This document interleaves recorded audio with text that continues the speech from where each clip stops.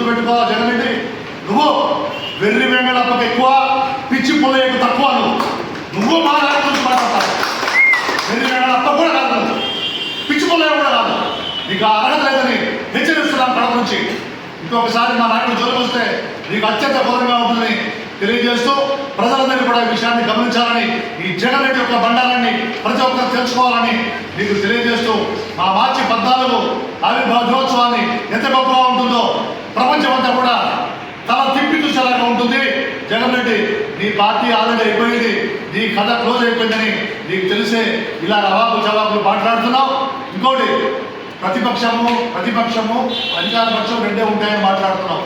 నీకు ఎన్ని సీట్లు ఉంటాయి, ఎన్ని రావాలి, రాజ్యాంగం చెప్పింది, అసెంబ్లీ రూల్స్ ఏంటి, ఇవన్నీ తెలియకుండా నీకు ఇష్టం వచ్చినట్టు, నీకు నచ్చినట్టు దాని భాష్యం చెప్పుకుంటూ నువ్వు నచ్చినట్టు రాజ్యాంగం నడవదు. నువ్వు చెప్పినట్టు ఇది రాజ్యాంగం కాలేదు.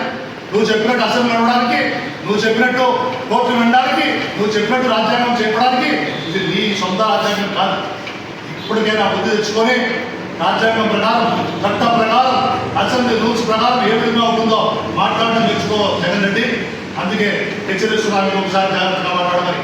మా నాయకుడి జోలికి వస్తే ఇంకా తీవ్రంగా ఉంటుందని హెచ్చరిస్తున్నాం జగన్ రెడ్డి.